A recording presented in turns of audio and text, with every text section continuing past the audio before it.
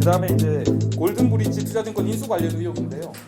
그 골든브릿지 투자증권 인수 관련된 거는 사실은 노동조합이 당사자였습니다.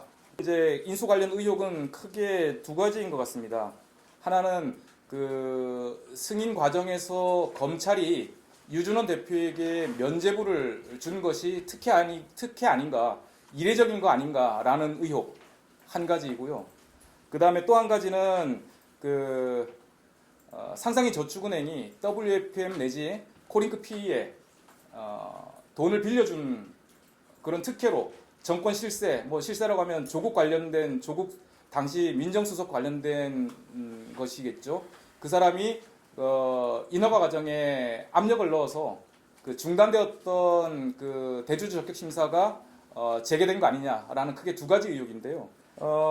큰 골자를 보시면 2017년 12월에 그 상상인의 골든브릿지 투자증권에 대한 실사가 시작이 됩니다. 그리고 18년 2월 19일 날 M&A 계약을 체결을 합니다. 그 다음에 18년 5월 9일 날 상상인이 금융감독원과 금융위원회에 대주주 변경 승인 신청을 접수합니다. 대주주 적격 심사를 신청을 한 것입니다. 그리고 두 달 10일이 지나서 그 노동조합이 그 심사를 신속 진행하라는 민원을 제출하고 금감원 자본시장 총괄팀장 면담을 하게 됩니다. 제가 직접 갔습니다. 그 자본시장법 보면 금융회사의 대주주 적격 심사는 60일 이내에 종료하도록 되어 있습니다. 근데 부적격으로 올리지도 않고 그다음에 결론도 내지 않으면서 두 달을 넘겨서 그 사이에 그 M&A 계약 이후에 골든브릿지 투자증권은 인수자도 매도자도 경영권을 행사하지 못하는 상황이 발생합니다.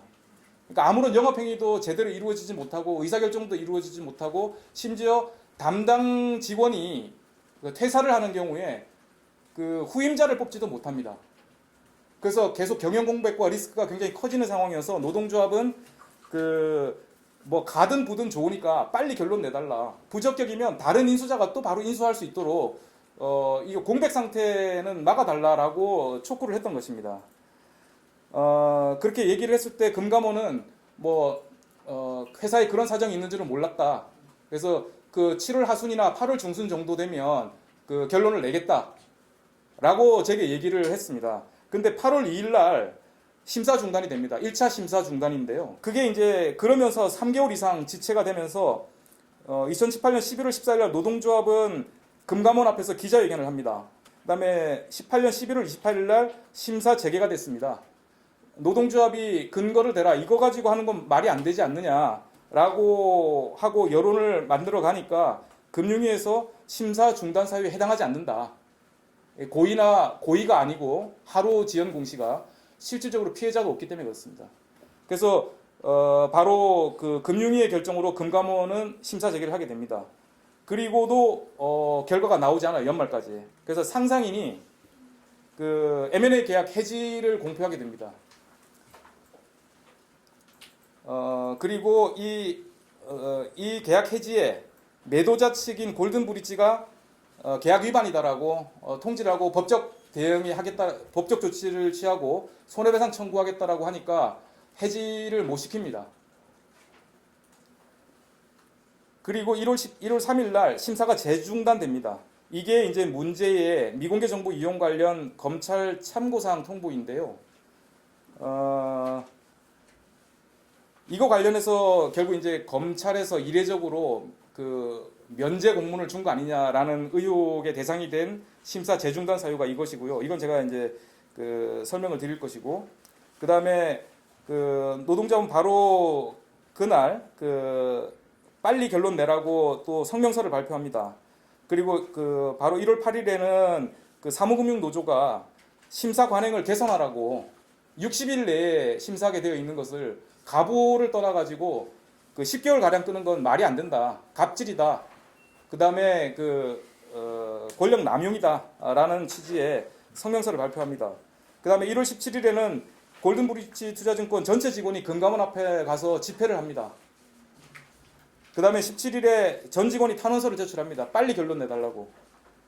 그리고 1월 21일에는 그 저를 포함한 노동조합 간부들이 2주 동안 한겨울에 1인 시위를 금감원 앞에서 했습니다. 그렇게 하니까 금감원장 면담이 이루어졌습니다. 금감원장 면담 저랑 그다음에 사무금융노조위원장 그리고 그 심사를 담당한 금감원 국장 그렇게 배석을 했고요. 그때 그 감독국장이 세 가지 그 승인 요건을 제시를 했습니다. 1월 3일 날 심사 재중단 사유가 되었던 그 검찰의 그 무혐의 공문과 관련된 것입니다.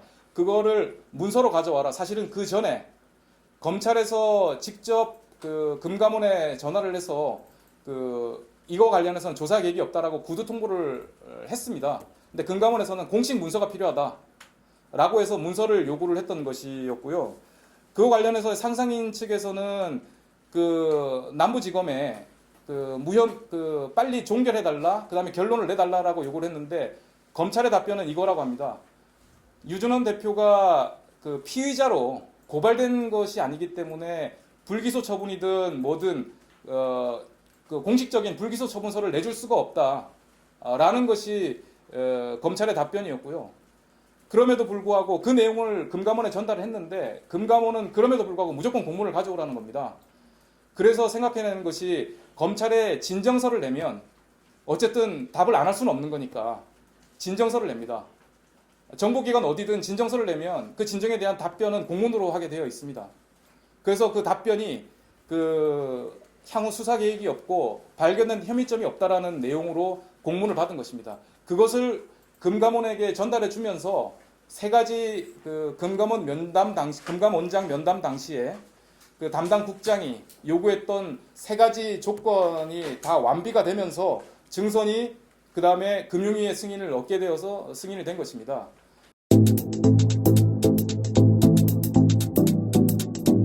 만약에 검찰이 그 유준헌 대표와 특수관계가 있다거나 그 스폰서 검사로부터 그 장악되었다면 8월 2일 날 패스트트랙 단계에서 바로 해소를 해줬겠죠.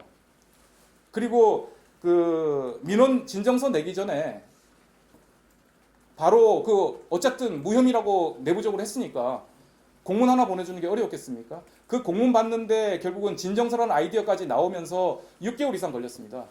그리고 만약에 그렇게 그 금감원이 되었건 검찰이 되었건 그렇게 특혜를 받을 수 있는 상태였다면 2018년 12월 31일 날 상상인이 골든브릿지 투자증권 그 매도인이 반대함에도 불구하고 계약 해지 통보했겠습니까? 그 계약 해지 통보했을 때 그 엄청나게 시장에 그 충격이 있었습니다. 주가 대폭락했거든요. 골든브릿지 투자증권. 그리고 그냥 계약 해지를 공표한 게 아니라 금감원과 금융위에 다 공문 발송했습니다. 그러니까 쇼가 아니었단 말씀이시죠. 그리고 이미 그 골든브릿지 매도자는 돈이 없었기 때문에 계약금을 40%나 지불을 한 상태예요. 상상인이. 보통 계약금은 5%, 10% 지급하는데 40%를 지급했어요. 근데 일방적으로 계약 해지를 하면 그 40% 만약에 계약 해지 사유가 아니면 떼이는 겁니다. 영향력이 있었다면 금감원이든 검찰이든 계약 해지할 이유도 없었다. 그 뭐 이런 내용들은 그 특히 인수 과정과 관련해서는 제가 그 직접 그 조합원들의 이해를 가지고 제가 움직였기 때문에 그 자세히 말씀을 드릴 수 있는 겁니다.